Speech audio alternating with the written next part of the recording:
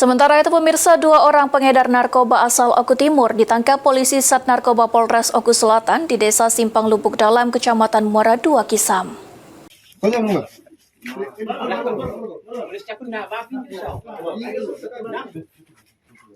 Polres Oku Selatan meringkus 2 orang pria berinisial EE dan ZR di sebuah rumah yang beralamat di Desa Simpang Lubuk Dalam, Kecamatan Muara II, Kisam, Kabupaten Oku Selatan.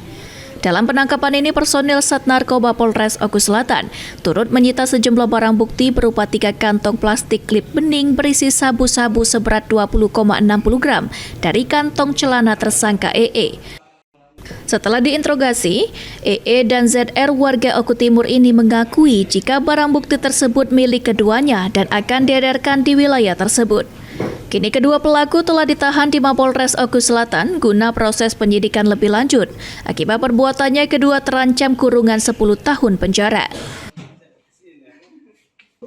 Itu sudah masa resah bahwasanya di Lubuk Dalam itu sering transaksi narkoba. Nah, bahkan menurut informasi bahwa yang pengedar itu bukan orang situ, tapi orang kabupaten lain. Dan alhamdulillah kami dapatkan 2 tersangka yaitu saudara JK dan saudara EL, semuanya warga Oku Timur.